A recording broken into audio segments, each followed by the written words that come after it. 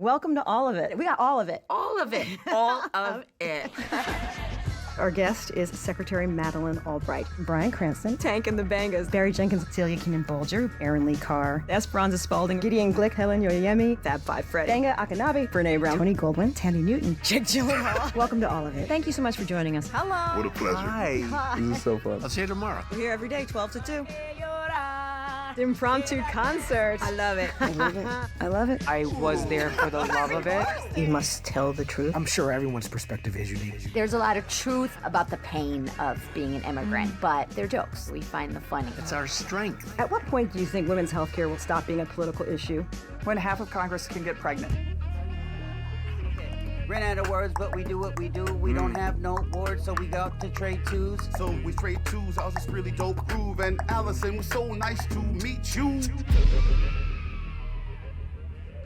Hey everybody, thank you for coming out tonight. This is so exciting.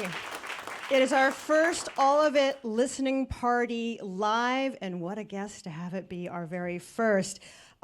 He's halfway to an EGOT, y'all. Right? He's got the Grammy, his last album, We Are, 5 of those. He's got the Oscar from Pixar Soul, Tony and Emmy. You're up next. He's got time, he's only 36. I remember 36. But tonight, we're not talking about awards. We're here to simply celebrate music, and that's what Jon does on his new album, World Music Radio. It takes us on a global and cross-cultural musical journey. Our guide is Jon, and his alter ego, an interstellar radio host who goes by the name Billy Bob Bo Bob, who broadcasts from Saturday night all the way into Sunday morning. He has fellow travelers on this trip, Lil Wayne, Lana Del Rey, Kenny G is even on the album. But this is a trip around the world, so you'll hear from, on the album, K-pop group New Jeans, the Colombian singer Camilo, the Nigerian singer Fireboy DML. Everybody, welcome Jon Batiste.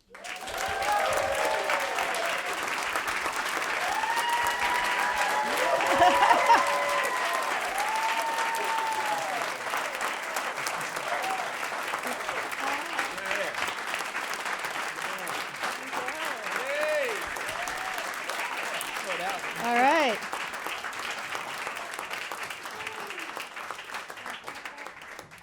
Take it away. All right, all right.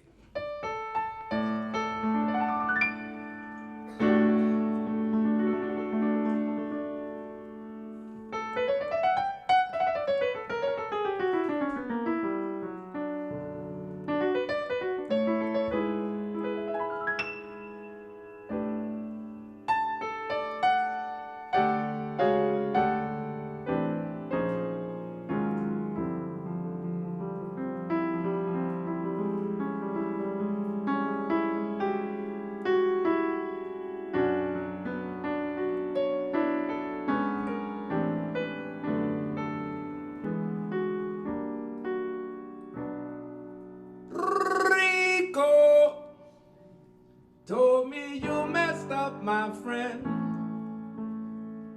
and Rico always tells it like it is. Speak to me nicely, speak to me nicely. The place that you left me is the place that you'll find me. I need your water to wash all the nice that got away, got away, got away, yeah.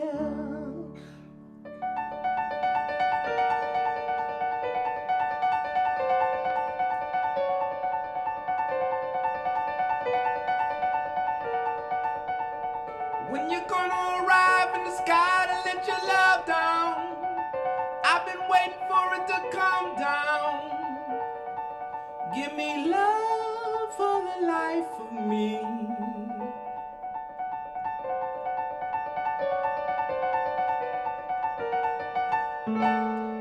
I know you gotta see to believe that I'm a changed man. I look up and do my rain dance. Give me love for the life of me. Hey, hey, hey, hey.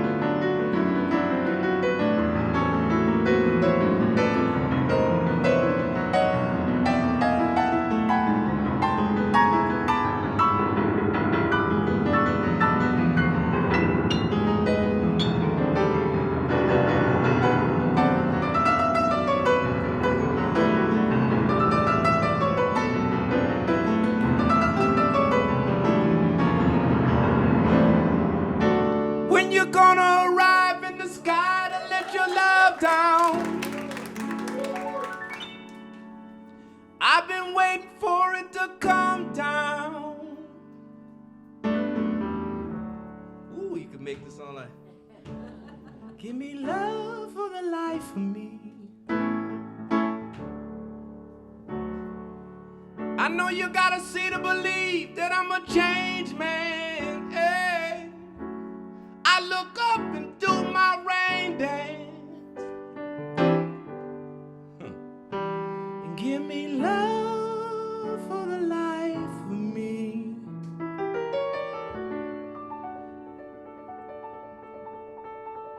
When you're gonna arrive in the sky to let your love down? I've been waiting for it to come down.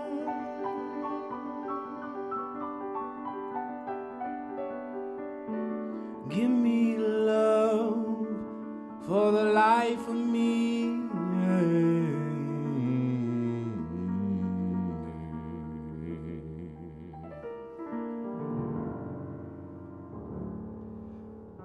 I know you gotta see to believe that I'm a changed man. I look up into my rain dance. Give me love for the life of me. We know that I was not innocent.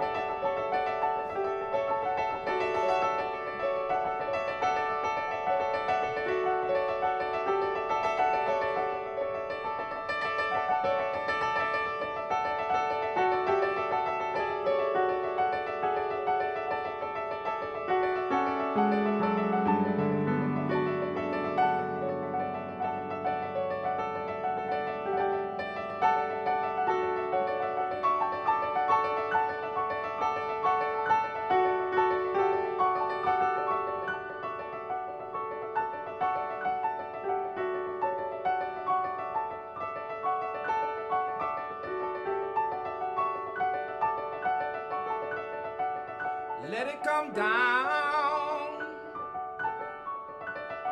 Let it come down.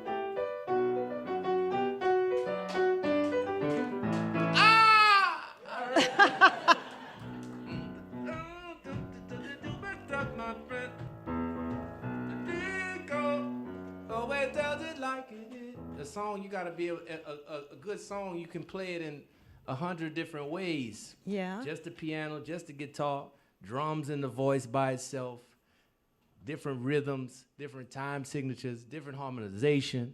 You could have harmonies. You could have it unison. You could do all kind of things with the tonality, different keys. I mean, man, that's what I really strive to do. I'm glad y'all allowed for me to do that in front of y'all.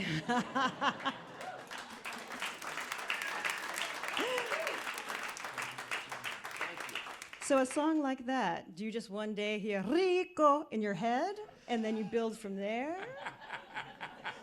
Yeah, you see a vision, you see a world, you see a place, and you hear what it would sound like if a person who was from there, or if you're visiting that place, what would you be saying, or what would this person be singing, and who are they singing to? So that's the first thing. Who's singing, and who are they singing to? And then that's when I start to go wild. 2021, you released We Are. 2022, you wrote a symphony you performed at Carnegie Hall, which during that time you allowed a documentary film crew to follow you around while you were creating that. And I did say I wasn't going to talk about awards, but this just happened before you walked in here. That documentary, American Symphony, has been nominated for 6 Critics' Choice Documentary Awards. That just happened. Rico! Hey! Yeah. So the serious question is, how do you clear your mind to start working on something new? You just make stuff with no expectations. You have high, lofty goals when you're making it, but then you just make it and you get lost in the process of doing that. Then I think it clears your mind because you're worried about actually achieving the goal that you have. The goal is so big sometimes, and creatively it pushes you so far to the limit of what you think you might do, a limit of people's expectation or your own expectation of yourself, even your collaborators. Then you get to a point where you're like, I don't know if we're actually gonna be able to pull this one off. Then you get to the last minute, it always comes together. Trust the process. You told the New York Times that the seed of this idea came from an encounter with Rick Rubin. Y'all know who Rick Rubin is, right? Super producer. Rick, who wrote a whole book about creativity, which is an amazing book, by the way. Yes.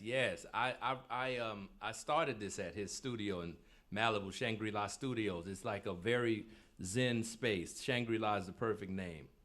It's white. The whole place is just white wood floors, white piano. You see the ocean. You see nothing but grass, and then you walk outside and there's Willie Nelson's old tour bus.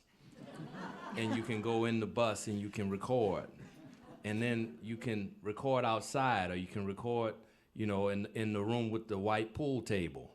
Or you can record in the studio, actually, which sometimes we did that too. And then you can find something about each room or each instrument that inspires a melody or a sound. And then I had a bunch of instruments come in that we wanted to experiment with, and musicians and producers and writers who I really love to work with, and new friends who I love to meet and work with for the first time. All that happened in the first month, and we left with over 100 ideas, about 50 to 60% done. So that's very productive in the messy, creative beginning of a project. What did you learn from Rick Rubin that you think you'll take forward? Well, you know, it was deep. He taught me that I gotta get a studio like that. He wasn't there. I was just, I saw him before that, and I was trying to figure out where to start. That's the hardest thing, to figure out where you want to start. Everything starts with the environment and the energy and the people. You're building a little world to build a world. And I wanted to figure out where we could go that felt like we could be open and just explore, no judgment, and start a project. And I've been talking with Jamie Krentz, the president of the label, Verve, and he's a musician. He gets it. We were talking about, I want to start and I want to make this ambitious project. I don't know what it is yet. And he was like, great, let's go do it. So we went, it was like August of last year. And we went there, And I think I had met Rick in Shangri-La about 8 years earlier to that. And I'd always had that spot in the back of my mind, and we'd been in touch. And I never thought of going there until this very moment. I ran into him about a month before that in Italy. And I was telling him about what I was doing. And he said, hey, man, you should go to Shangri-La. It'd be a great place for you to do what you're doing. I was like, yeah, I remember that. Let's do it. So it was literally, I got to get a studio like that. When you started to think about all of the different styles of music and all the different cultures, which ones did you know you really needed to have on this album? Which ones really touched your heart? It's all about relationships with people, because I'm not really trying to recreate the sounds of that culture, because I could never be in that culture authentically if I'm not from it. But what I'm taking inspiration from, and then I'm filtering it through the genre of Jon Batiste. And I'm imagining a world, it's almost like a utopia, and that's what his character, Billy Bob Bobob, that is the alter ego that I played in this concept album. You have this character that guides you through the album. And really it's a limitless world that is very specific to who I am, but draws on all of these incredible influences because we took the limitations and we left those at the door. We didn't think about trying to fit into a category or a radio format or anything like that. And the music also is something that is speaking to where I see the world going, and really reclaims and reimagines this idea of world music, which is an atrocious term. But if you think about world music as what it actually portends to mean and what it could mean, it's a great prompt to make a not world music album. We were talking about the name of the album, World Music, and how music is how we communicate. You can communicate with people you don't speak the same language of, but music is the language that you share. It's a sound, and then all of a sudden you hear that and it makes you feel something. And you go back and forth. That's the thing. There was this interesting study at Harvard that said that music is actually universal because all different cultures use music in similar ways. There's dancing in all cultures. There are lullabies in all cultures. There's people sing about love across cultures. Yep. Does that resonate with you? I love that. I believe in that. I think it's like something we're hardwired. You know, if in our computation, there's something in the human system that even when we're babies, and the vibrations that we feel, or the heartbeat of our parents when we're laying on the chest of our mother or father, and you hear the lullaby and you feel the sound vibrate through you, you're 75% water at that stage. And I've studied that feeling stays with you in that music in those formative years. And then in years, you know, your early teenage years as well, as another time when your mind, the vibrations that you take in and the sounds and the traditions that deliver those vibrations to you become a part of the human tapestry over time, and you just add to them. Each generation adds to it.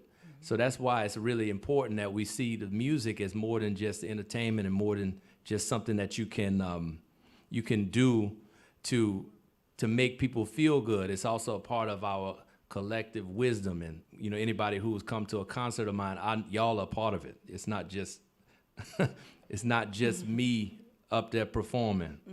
It's a ritual. People come together, and that's very ancestral. I believe that. We're gonna do a little show and tell. Ooh. You came here with your Pro Tools to show us a little bit. We got it. Did we get it? Oh!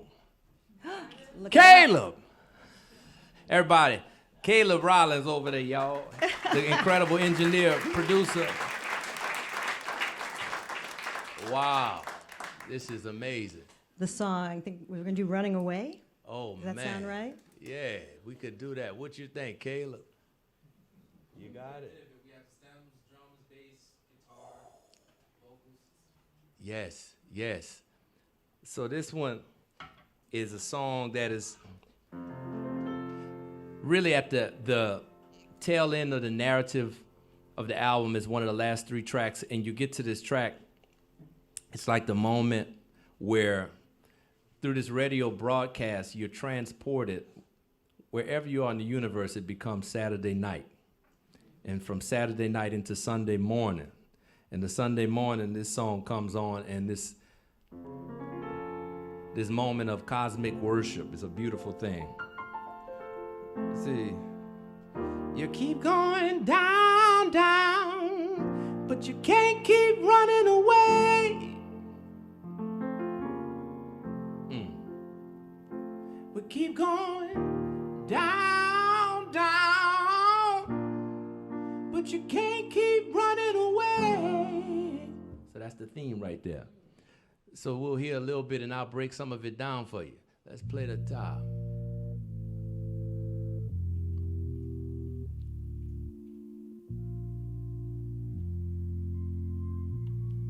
So right there, the pause. You gotta. Woo! So yeah, you hear that that chordal sequence at the beginning. So what I wanted to do there is to create the narrative, but also pay homage to the tradition of the Black American church. So what you hear is synthesizers layered in 4-part harmony like a Bach chorale, but it's also layered with a B3 organ. And it creates an instrument that sounds familiar, but if you listen closely, it's something that you've never really heard before. And it's playing these harmonies that are parallel fifths, because that's the rule that, you know, they say don't do that. In particular, in plagal church music, you would play.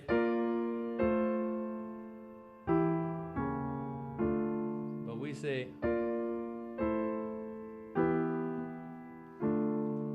So that's something that almost ties into the style of that and pays homage sonically to that, but then adds this other element, this futuristic element. But then it puts these fits in it almost like a Gregorian chant or like some of the Eastern religions. So it's already hinting at this idea that at the end of this world music radio journey, the whole universe and the whole world at least has come together in one place. It's a congregation from all over, and you just cue into that in the first 4 bars. So play that again.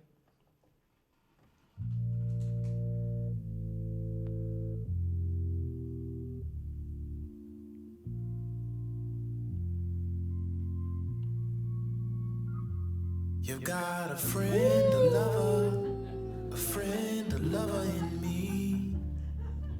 Right next to you is where I'll always be. I'll keep on talking with you, my friend. So keep going, 'cause I'ma stay with you until the end. One call is all it takes. Yeah, so solo that bass when drum. your tears fall. That's what we call knock.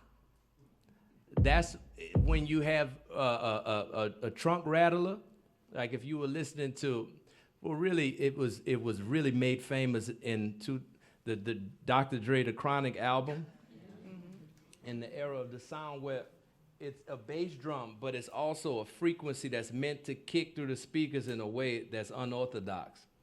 Now, when you put that with the other chords and what's happening, and then there's a dual meaning to the lyric, you know, you got a friend, a lover in me. Right next to you is where I'll always be. That's Billy Bob telling the listeners that I'm always going to be here because he's about to take off into the next destination to do the next broadcast. But it's also can be interpreted as someone speaking to God in prayer, and also can be interpreted as speaking to a lover. So there's always 3 meanings to all of the songs on the album. I could go down every song like that, but it would be too much. But I just feel like I want to give you like little hints of what we're putting together, because it's very subtle how we're putting it together, but it's very nuanced and specific. And it's like that throughout the whole album. So I think it's important to just point out little things like this kick drum and the chords and the progression and the traditions that they draw from and the way putting those traditions together and the lyrics and the many different meanings and layers of the lyrics, and how it can come across as like a friendly radio broadcaster. There's layers to it all. We can continue. I don't want to take too much time, but No, it's fun. I'm great. interested. Let's keep going. Let's do it. One call is all it takes. When your tears fall, falling down your face, I wipe them off at the end of the day.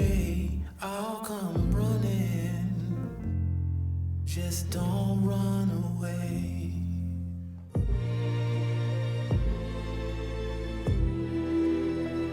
Now the strings come in, and this is an instrumental verse. It sets the stage for what's about to happen, and also I'll come running.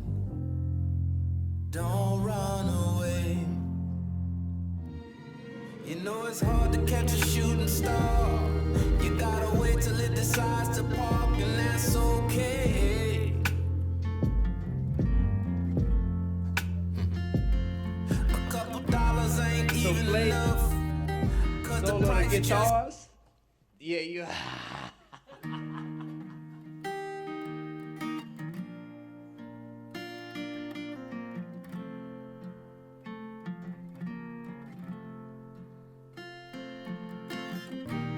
Now, if you ever been to folk church,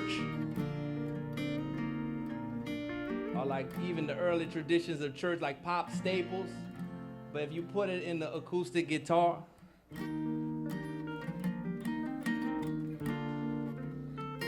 which is the early predecessor, obviously, to rock and roll, when you blend that in there, it naturally builds it. It gives you a cue to this big chorus that's coming, and the chorus is where you first actually hear a choir.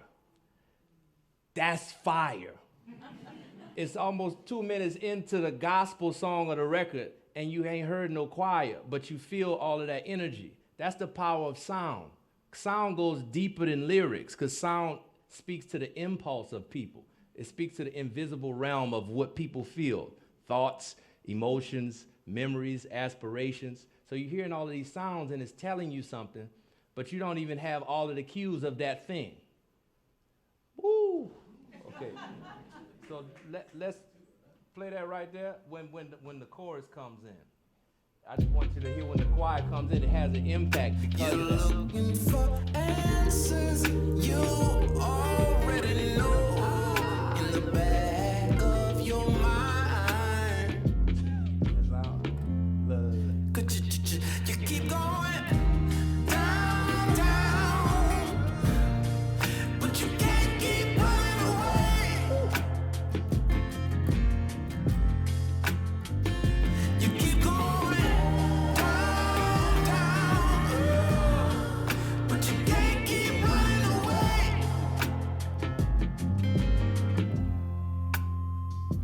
You keep going down, down, but you can't keep running away. Woo, yeah. I said you keep going down, down, but you can't keep running away. Hey, bruh. So, for the thank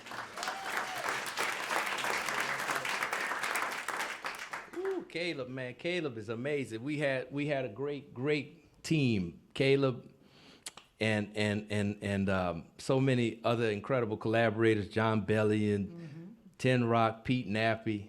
I mean, there's incredible features on the album, musicians that you know of, but there's so many incredible behind the scenes and important integral parts of this album.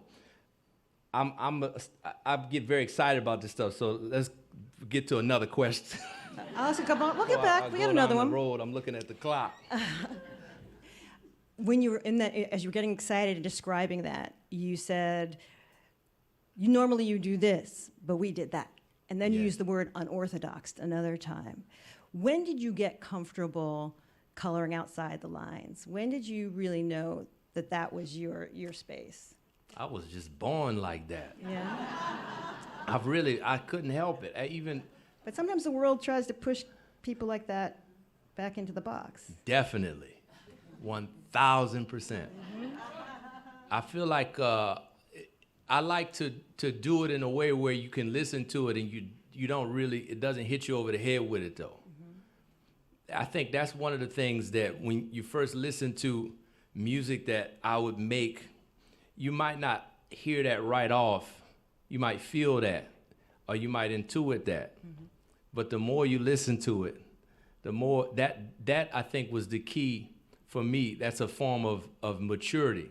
Because at first, when you're just coming out of the womb like that, that's just how you think, you know. And I spent many years creating and discovering the sound and philosophy of social music and creating these experiences around that in the studio and on stage, and collaborating with so many different people and learning from several mentors that, you know, encouraged that. And also I learned and took things from everybody who I was around. So I think at this point, to answer your question, it was more about figuring out how to hone it, not change it. There are many co-writers on the album. You have writing credits on all of them. How do you work with your co-writers? So it's no rule to that. It's interesting because an idea can come from an iPhone voice memo, or it can come from me sitting down at an instrument and playing and us jamming for hours. Many of the songs, this song came from a 2-hour jam session that was honed into a song, because there was a moment where when the spirit comes into the room, people are playing and everything is happening and you're recording, that moment has some information in it. It has something about what's happening that you want to capture, an essence that you want to capture. But making that into a song, crafting that into a song, that's one way of getting there. Another way is thinking about structure.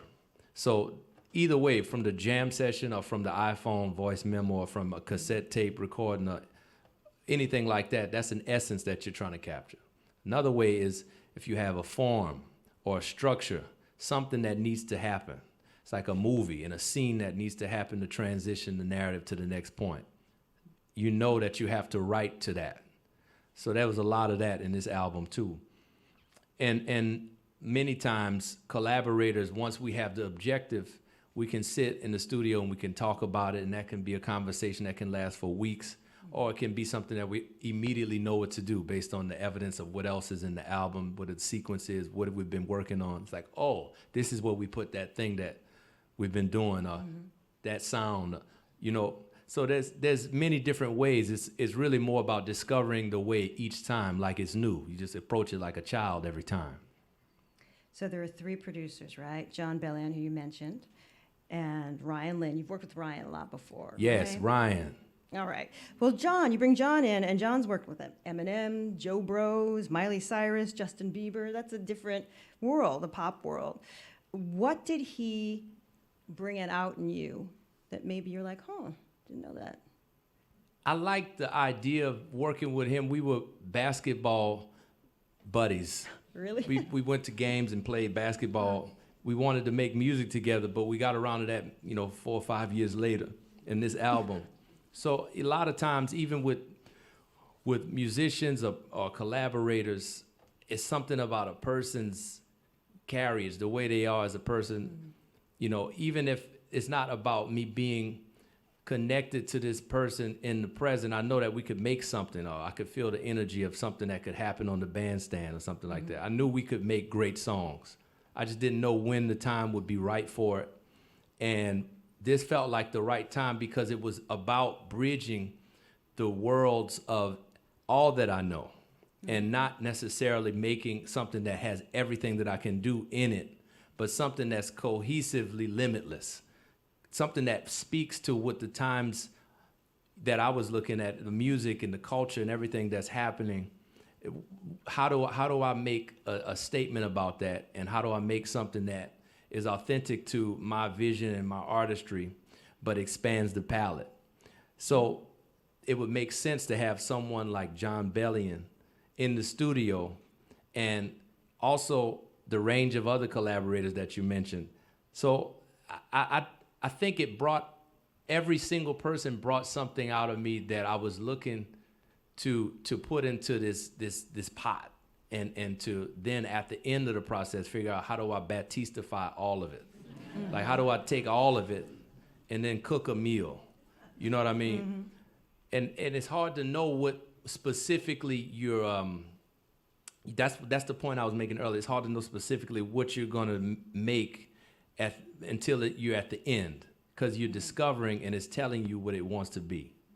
It's interesting, in the documentary American Symphony, you're doing that with the symphony, and there's a couple people who are like, oh no, John, oh no, halfway through, and you're just like, let it finish, let's get to the end. At the end, we'll be there. Yeah, it's like, I know what I'm doing, I just can't tell you.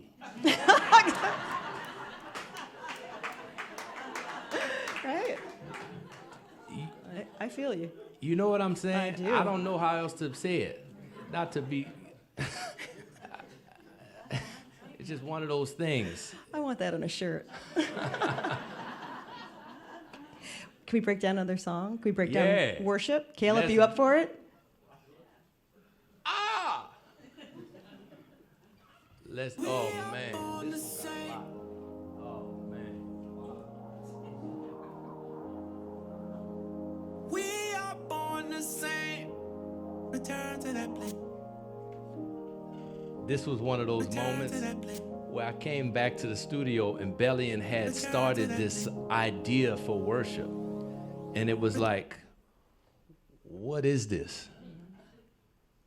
What is this? It was, play that first, just play the voice. Just listen to. We are born the same. Return to that place. You hear that cut off? Return to that place. Return to that place. Return to that place. We are born the same. Woo! So when he was cutting the voice off like that, it reminded me of when Basquiat would X out words or certain things in the painting would be, he would cover it so that you focus on what the word is more. That moved me. So I was like, man, why did you do that here? And he's like, it's like a robot that's turning human. And the robot, he's a very amazing, expressive way of talking about music. It's like a robot that's turning into a person and they're growing a heart. We are born the same, return to that place. And it's like an allegory for what's happening. So that part really, when I heard that, I was like, I see the vision for the whole, it was like, when something is so clear, it's like, oh, now I know exactly, this is what we all have to come together and do. This, and this song, man, just go ahead, Caleb, I'm gonna stop. Return to that place. We are born the same. Return to that place. We are born the same. Return to that place. We are born the same. Return to that place. Oh my father, oh my brother, oh my mother, oh my sister, oh my It's like the rocket ship lifting. This is the early part of the album where the celestial expanse. You see Billy Bob and World Music Radio going into this.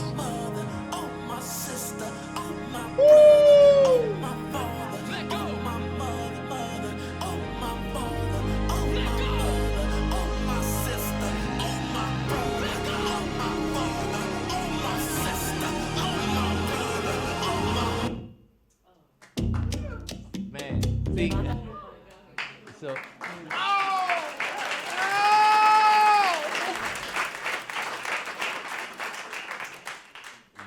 Yeah, man. Wow. This one, just that beginning is there's so much, so much there that it's like it's setting the table for all of what's to come, not just in the song, but for the rest of the album.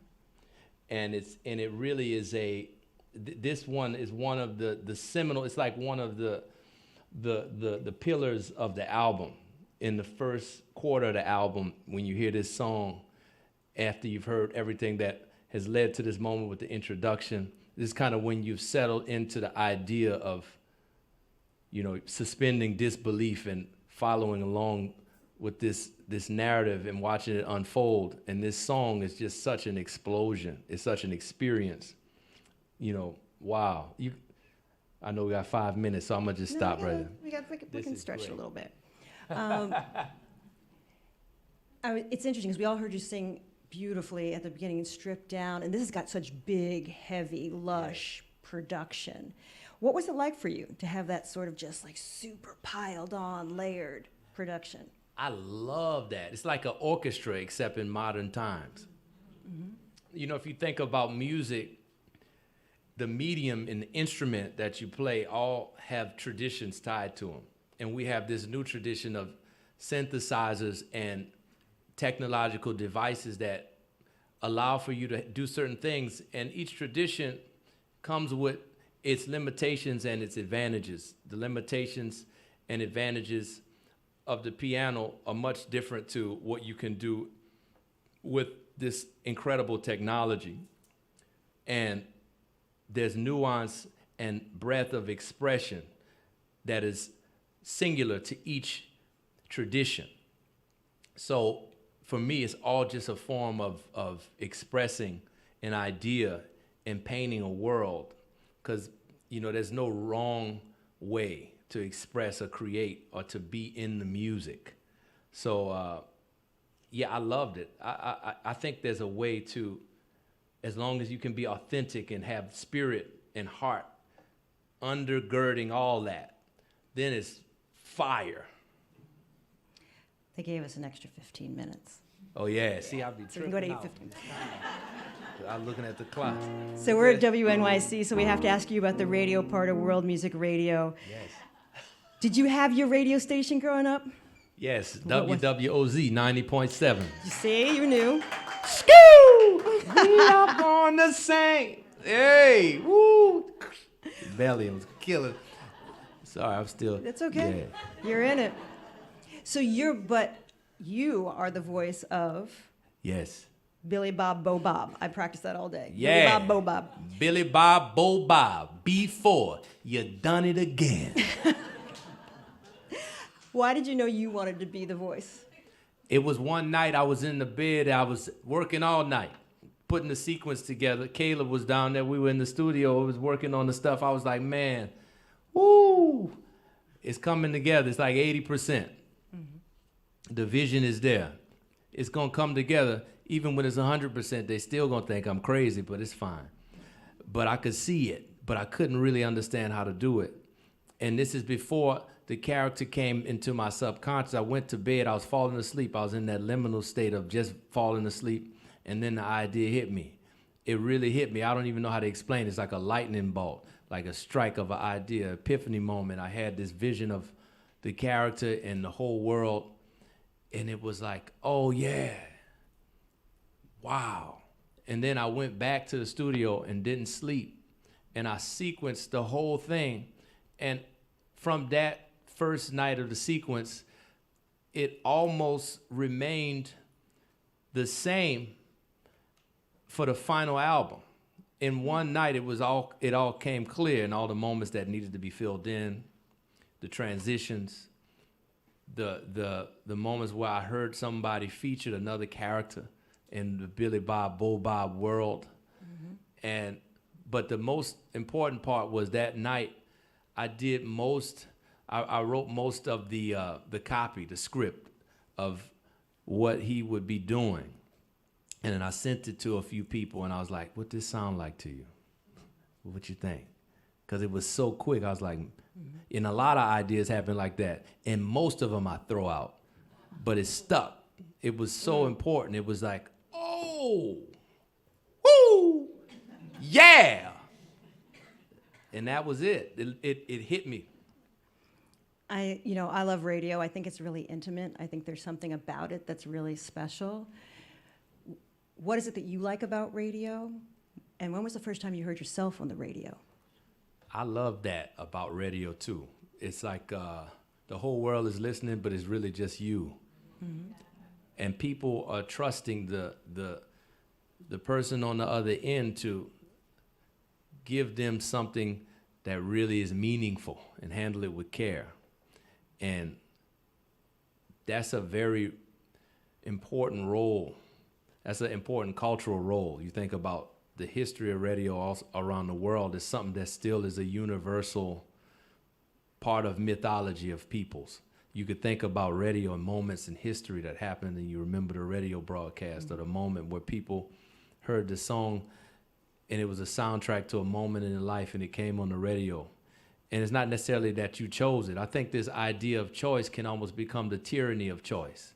It's like, I know I can pick everything I want, I can do all I want, and I can just be in my own zone. I don't know about that. So I like that about radio. Do you remember when you heard yourself on the radio? I was a kid. I was in WWOZ station, and I was performing. I was playing the saxophone, and it was me and is that me? Sorry. Nope. It was me and trombone shorty. Nice. We were playing, and he was like, they didn't have a piano in the station, but I had my saxophone. And there's somewhere I wanted to get this cut. I don't even remember what year it was, but I played a saxophone solo. It was my first ever saxophone solo. I was scared to death, and I did it on the radio. I remember that vividly, not because I was on the radio, but because I was completely terrified. What was the most challenging thing in making this record, World Music Radio, that really pushed you?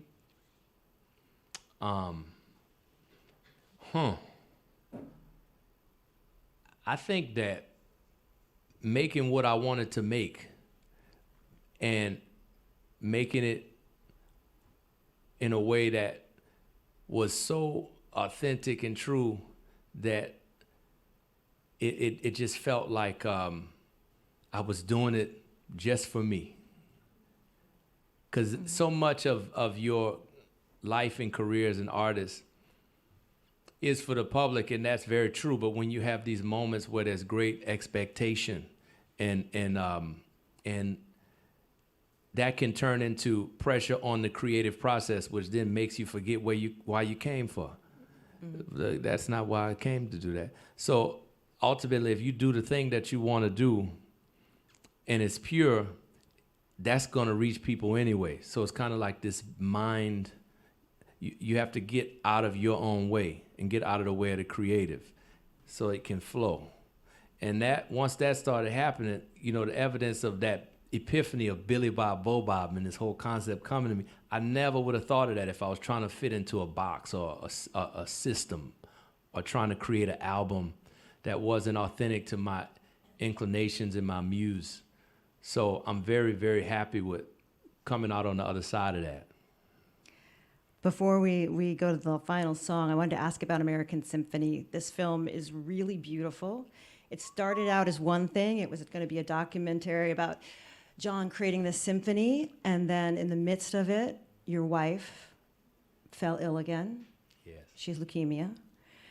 We follow you through that battle. We follow her in the hospital. We see her with her ports. We see you curled up on chairs. What did you get out of opening up your life like that? It was a big part of the process of beginning a documentary to begin with, which is to just trust that whatever happens, it's a commitment that you're making for this period of time, however you decide to measure that cycle. And for us, it was the cycle of creating a piece, this American Symphony, this massive work, and the lead up to the Carnegie Hall premiere of it, which to me seemed like a unit of time that was somewhat fathomable. A month into it, all these things happen.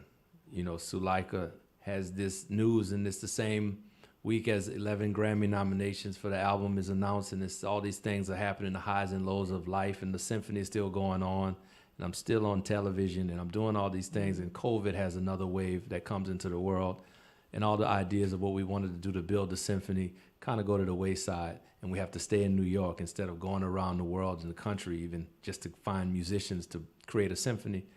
So all of this changes within a month. And you have to decide, okay, well, as a family, do we want to continue to honor the commitment of what we decided to do? And then that moment felt like it was bigger than us. It felt like it was a calling to continue to share this. So we decided to do that. And it was not always easy, but I think the end result will really, it's going to be something for everybody who has been through some form of life shift or interruption, a moment where you don't know what's to come. It's a gray area, and you're existing in that space. And I believe that that's worthy of me giving up my privacy for 7 months. Life comes at you. Yes. It really does. And you're doing well, because both of you were at the end for a little bit of your health. Yes. And you're doing well, and she's doing well. Yes, my goodness. Yes, we are doing great. Thank you. Thank you.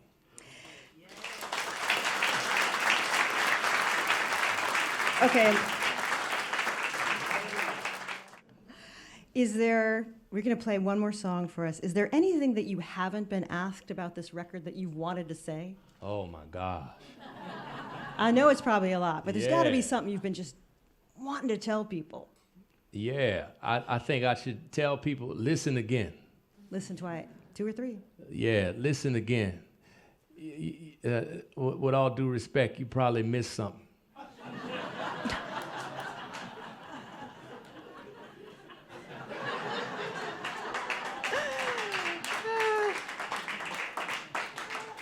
What's the last song you're going to play us out on? Yeah. Hello, doctor.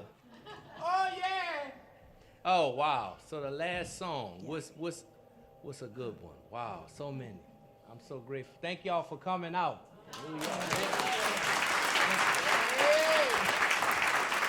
Thank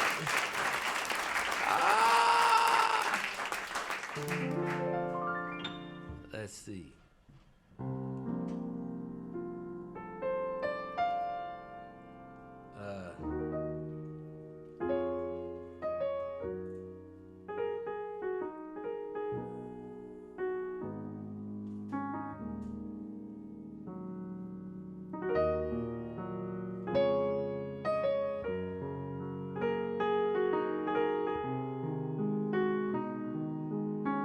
That's the theme for American Symphony. So.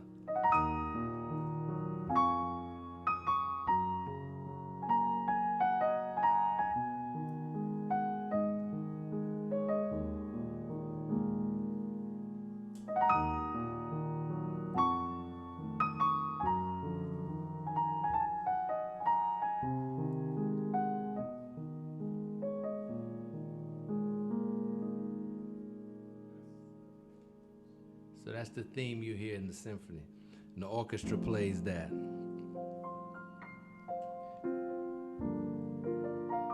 When Suleika was in the hospital, I wrote her these lullabies, and it turned into a song that's on world music radio called Butterfly. So let's see, it goes Butterfly flying home,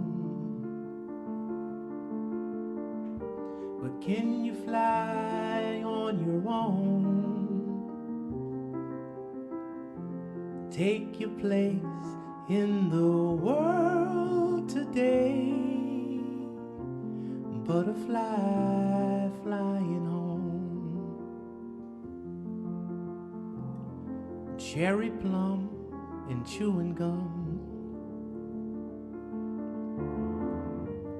mini skirts and cars that hum. I see you driving round with your head held high. Butterfly flying home. Stay a while here with me, up underneath the stars. When you go, you'll be free,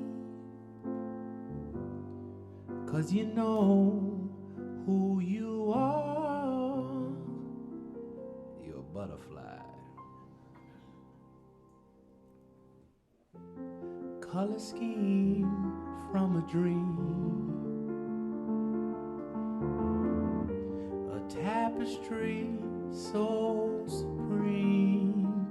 I mean, I've never seen something so dang beautiful, oh child, less a butterfly flying home.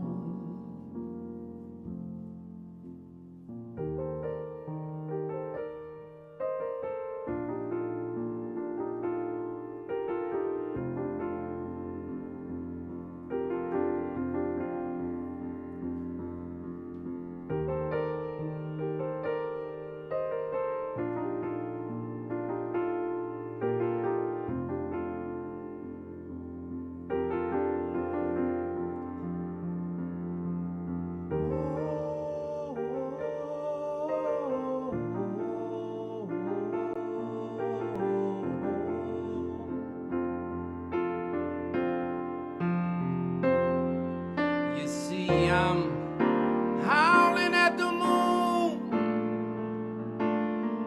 day and night. Ah, ooh, they say I'm as crazy as a loon, but I'm alright, all dressed in white.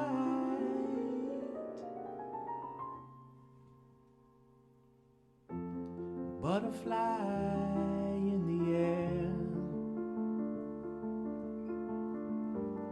you can fly anywhere, a sight beyond compare, a sacred song and a sacred tone.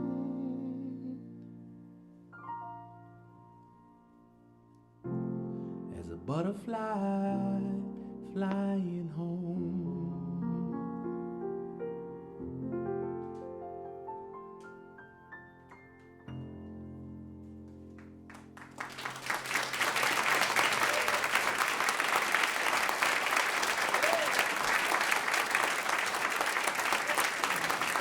Everybody thank Jon Batiste.